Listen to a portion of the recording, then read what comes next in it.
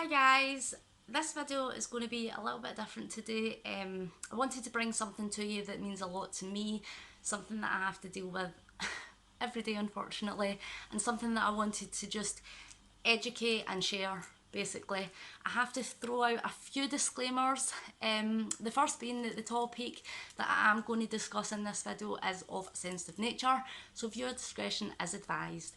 The video is absolutely not made for children and there's going to be adult terms that may be used.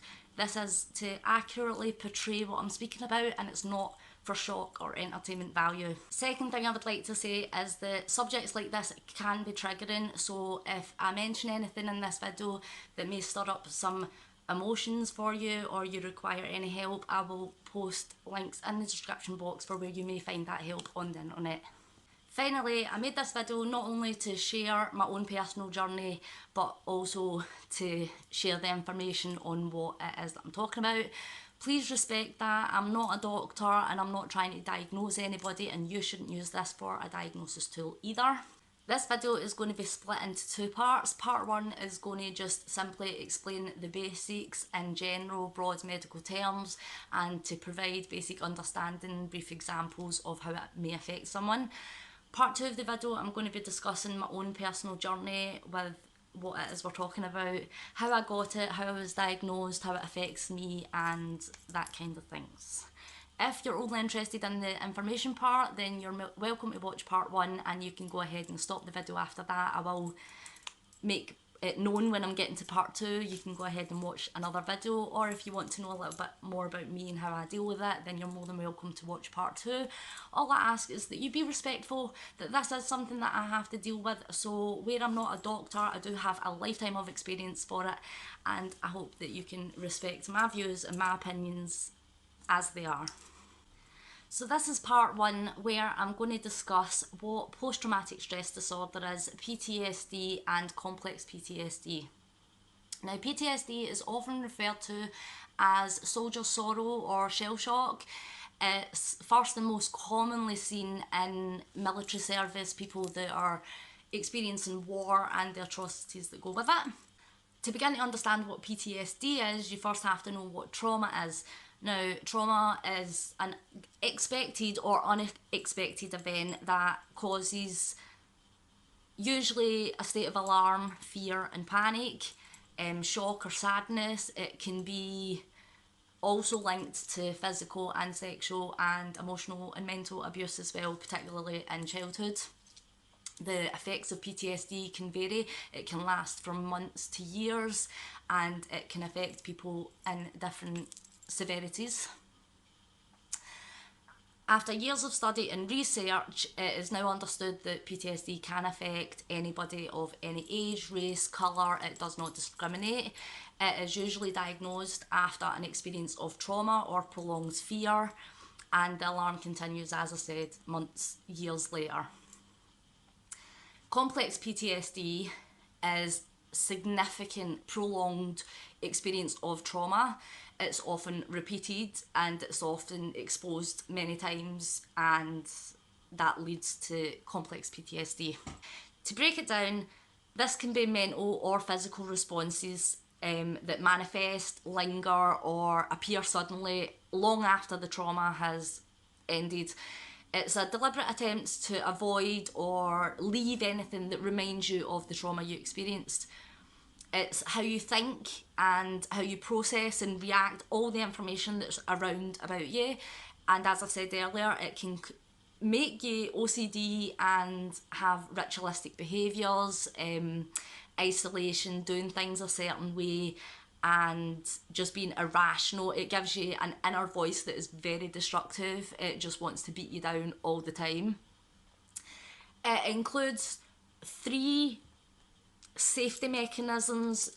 I'm sure you've all heard of fight or flight, which is a natural response to like fear. We also have one called freeze, so it's fight, flight or freeze. Freeze basically means you don't do anything, you can't physically do anything. This can be everything from little to no reaction whatsoever to complete overreaction and inappropriate responses. It can be aggression and anger and disassociation and introverting. Now you've got to remember that these are all things that the disease, the mental illness of PTSD puts onto a person. So these things the person isn't responsible for. So it's very hard when you see someone that's angry to know that they're not really angry at what's going on in reality. They're angry at something that happened years ago, but to them it's happening now.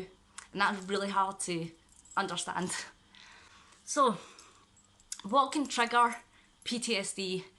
Unfortunately for us, it's the five senses. So, people, places, touch, smell, textures, sounds, moves, conversations, TV, songs, anything that reminds you of the trauma that you experienced. Anything can trigger that, and usually it's out of nowhere. You don't even have to be thinking about anything in particular, it can just spring into your mind. How is it managed? It's very, very difficult, but it's not impossible. I have 5 tips that I would personally use and recommend. So, tip number 1, I would say, is patience. You have to have so much patience and understanding and take time to slow down and process your thoughts, and that's very hard to do. Very, very hard to do. The second one is to place blame where blame is due and not on yourself. Now, I know that some people have PTSD from a natural disaster, say, or a car crash where there's not really someone at fault, it's an experience that's happened, so you don't actually have anyone to blame. Other times, as I said earlier, PTSD can come from physical, emotional, mental and sexual abuse. So there is someone to blame in that case, and they're the person to blame, not you. My third tip would be find time to do things that you enjoy. So whether that is gaming or swimming or writing or drawing or cleaning or whatever it is that makes you happy, find time to do that. Like physically find time to bring good, calm, positive, relaxing experiences into your own life. It helps dramatically. Number 4, identify what triggers you. Take note and reflect consciously. A lot of the times with PTSD, it's like an auto loop and you're not even aware of it half the time. It's like someone's got music on in the background and you're not paying attention, but then you go and sing that song all day. It's kind of like that. Something going on in the background and it lingers with you all day. So I would say being able to take note of that and see what that is helps you clear it up quicker, and then you can go on your day. My last tip, I would say, is to be gentle and forgiving of yourself. You have to remember this is something that happens to you, not something that you caused. It was out with your control, and that's actually one of the things that PTSD is. It's a reaction to something that you could not control. So a lot of the time you bring behaviours in that you can control. So you push people away, you avoid, you steer conversations a certain way, you'll take things away that you don't need, all these kind of things. You're not superhuman, just relax and go easy on yourself. Now, how does PTSD affect someone? How does it manifest itself? Well, it's not just flashbacks. That seems to be the most common understanding of it, that it gives people flashbacks to the trauma they experienced.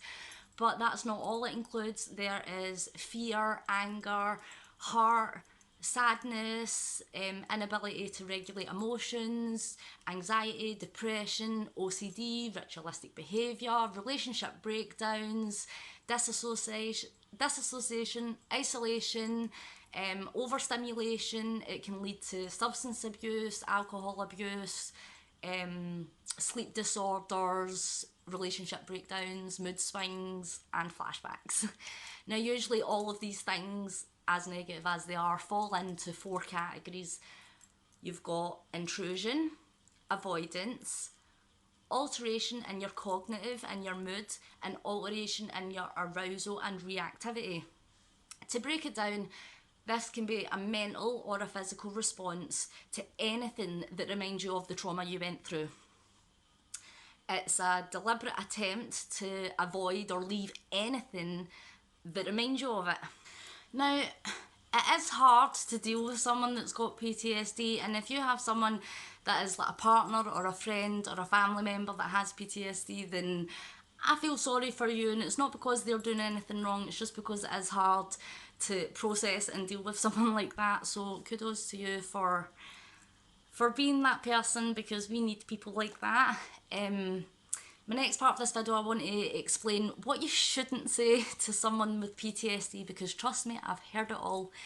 Number one, get over it, it's in the past. Yes, the event is in the past, but the chemical changes that it caused to my brain inflicted so much damage that that's why they call it PTSD. Number two, it wasn't that bad. Well, you can't judge the size of someone's strength nor the weight of what they had to endure, so that's just silly. Number three, don't dwell on it. Again, PTSD, not a choice, trust me.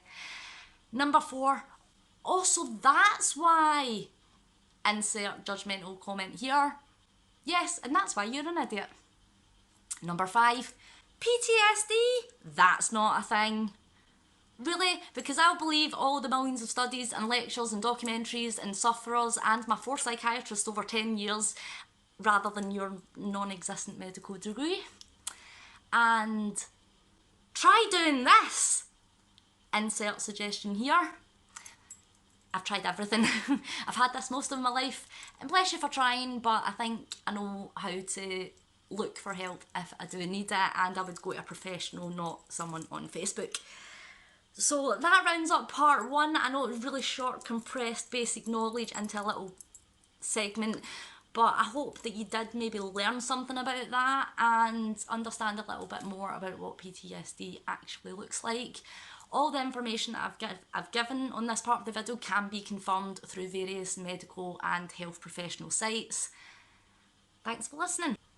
So now that I've explained what PTSD is and the general broad terms of what it does to a person, I would like to take you on a little journey of my past. Now, I'm going to try my best to stick to facts for the time being. I don't want to get too emotional about it. I'm already completely nervous about doing this, but the reason I'm doing this part isn't so much for you guys, it's more for myself, because I just feel like it's something that I've been wanting to do for a while, that I need to do, and I hope that you respect that, and thank you for letting me share with you.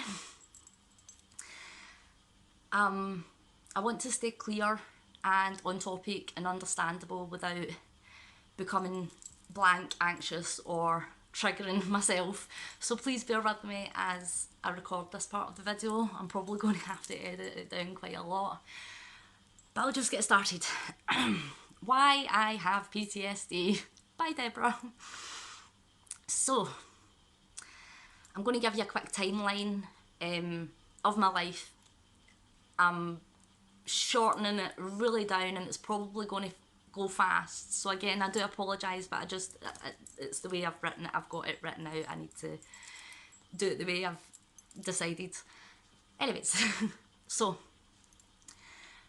from the age of 8 years old to 14-year-old, I was sexually abused, and I was in a family that involved alcoholic and mental illness. I would experience physical fights. There was a lot of neglect in some areas, maybe I could say. So that was from the age of 8 to 14 years old. When I was 18, I fell pregnant. 5 months into my pregnancy, my partner left me. I had a very difficult labour. I went into a coma. I was told I couldn't give birth naturally. I did have my son and he was okay. A few weeks after I had my son, a family member tried to commit suicide in front of me, which was quite traumatic.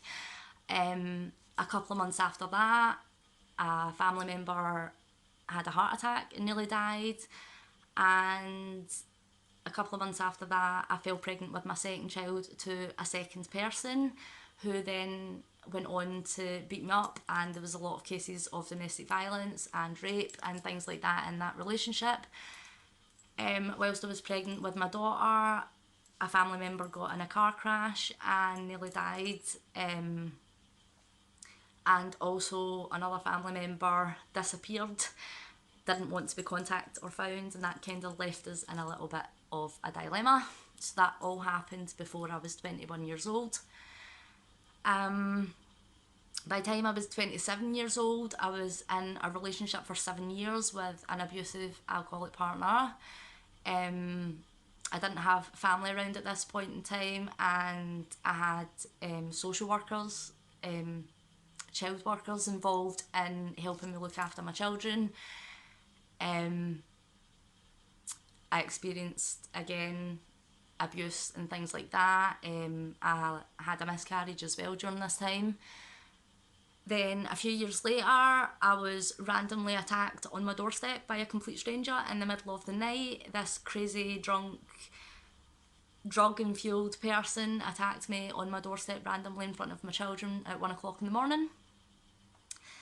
By 2016, I was a complete mess, and I was told I had an immune condition that basically caused me to be tired a whole lot, and I lost a lot of weight, and my system crashed. I started losing my hair, I had alopecia, I got really clinically depressed, and I was suicidal. But I'm fine now. I'm fine now. Obviously, if you've been here and you've seen my journey from 2016 on YouTube, you've seen everything that's happened since then. So the reason I told you all these kind of snippets of life that probably doesn't mean anything to anybody, but when you add them all up, and I experienced it all, that's pretty much what all led to me being diagnosed with PTSD, because I had experienced several bouts of trauma from childhood all the way up into adulthood. Now, how did this affect me? Well, I was diagnosed officially in 2016 with PTSD, chronic PTSD, and I had to learn how to identify myself, because for a long time I lived like I was something else, somebody else, not important, not worth it, just something to be here, to be experiencing a crappy life and not having to go anywhere and do anything about it. I just thought that I didn't have anything worth anything. Boyfriends, it affects me really badly with boyfriends. I have really major issues when it comes to being intimate, sexually and emotionally. I have unfair expectations, which then makes them feel really uncomfortable. I can get clingy, depressed, jealous, you name it, I feel it. I feel like they're going to leave me. I have abandonment issues. With friends, it's really hard. I have the constant need to explain myself, the constant need to make somebody feel comfortable in my presence. Like, if I feel that I'm making someone uncomfortable, I'm like, oh my god, oh my god, oh my god, I can't take it. With family, I can't really connect with family. Complete emotional blockage on that. Myself, as I said earlier, I have an inner voice of destruction, which goes against my positive spirit, so it's like a constant battle in my own head of, you're a great person, you're strong, you can deal with this, to I'm still that 8-year-old little girl that can't open her mouth. How does it affect me with others? Well, I'm over-analysing constantly. I jump to conclusions, very judgmental, and I don't mean to be, but I'm aware that this is what happens, this is what I do. I see the world as bad, it's hurtful, it's evil, leave me alone, get out of my way, I don't want to see you, I don't want to talk to you, like, it's just really horrible. So that's what I have and why I have it. And I've had counselling to deal with all of these things, and I can now be in a place where I can explain it and talk about it. And as I said, I've been wanting to do this for ages. And I'm going to dive a little bit more deeper into things. And this is the part I've been reading, so please bear with me. I'm not even going to edit this. It's just going to come out of my mouth, and we'll see what happens. As I said earlier on, between the age of 8 and 14, I was sexually abused, and it was by a family member, and it wasn't just a case of, you know, when you're kids and people try things or whatever. This person would use blackmail and guilt tactics and manipulation and all these things So it wasn't just a case of I was sexually abused, it was a case of putting into fear, tortured, like using things against me. And like for example, when I was like 12 years old, I had a journal, and I wrote in this journal that I'd kissed a boy at school, and this boy that I liked called Andrew Cameron. And this person, I'm not going to name names, this person that abused me saw my journal and took the pages out of my journal and then would use that as a way to get me to do things. The opportunity was always there for me to be abused because my parents would be out or working or gone or whatever, and I was left with this person. And as I said, it was quite an evil way to do it. It wasn't just a case of let me abuse you, it was like I'm going to abuse you in the worst sort of way. There was lots of physical abuse, emotional abuse, as I said. And the worst part of it all was that in 2016 I finally found the courage to tell my family what had happened, and it didn't really make much difference. It was put down to, oh well, that happened, get on with your life. I don't want to say too much about my family because as much as a lot of it is to blame for my PTSD, I don't want to disrespect my family by speaking about them on the internet and giving people an idea of what they are without them having to be able to defend themselves. But from my point of view, my own point of view, and it is only my point of view, my family wasn't really there to help me deal with the PTSD during the trauma or after it. So then when I grew up and I had my son, and that was like my escape from that situation, but then the person that abused me slit his wrists in front of me when my son was like 3 weeks old. And that was a trauma experience in itself, but now I know that was just some form of like, I don't even know what that is, I'm not even going to try and guess, but that happened. And then, as I said, that my partner had left, I'd met Abby's dad, and that was another abusive relationship, because it's true when they say that when you have a certain childhood experience, you tend to lead on to that in adulthood, and that is true for my case. I went into relationships with abusive people. Abby's dad, if you've been here a while, it's no surprise, and she knows this, the kids know this. Abby's dad was also abusive, 2 years of violence and rape, and just all sorts. Like, he would hold my head in the front door and slam the front door, and would choke me and do all these crazy things, bring home STDs and cheat on me and get other girls pregnant too.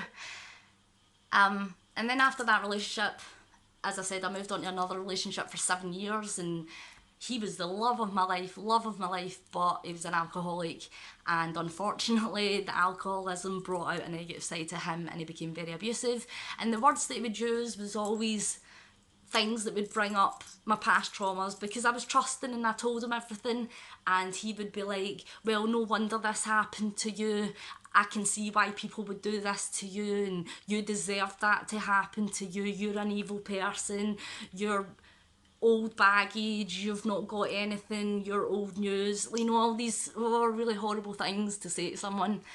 So that was fed into my ear for quite a long time as well. And then after all that, the random stranger coming to my door and beating me up was just like the icing on the cake. That literally was the straw that broke the camel's back. And I was going to college at the time, I was still trying to make myself, do good with my life. And I failed college because of it. I didn't get my degree. I threw away my whole education because of what happened, and I got really, really sick and very, very depressed, and as you know, didn't want to be here anymore, and very harshly contemplated suicide. Unfortunately, that's not the only time in my life that I've contemplated suicide.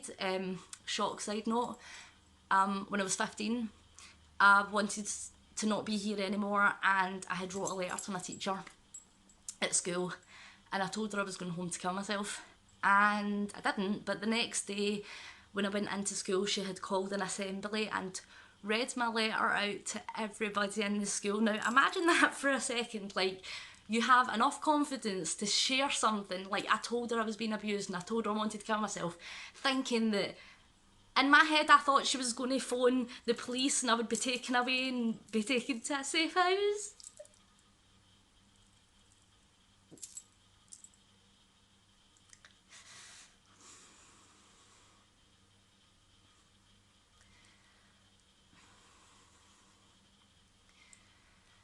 But instead, she decided to tell the whole school. And that ruined it. That ruined everything. My parents got called into school, I got screamed at, and it didn't help. So after that, it was a case of don't tell anybody, because if I tell anybody, life is going to be worse. Like, nobody's going to help me. Nobody. Like, nobody.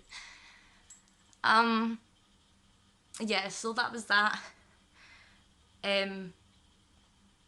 And throughout the years, I've had things like bulimia and self-harm. I've never actually admitted that out loud before, but I'm just going to go with it. I did used to cut myself a lot, but I was very clever about it, and I would make sure I would do it where people couldn't see, and not enough to really need heavy medical attention.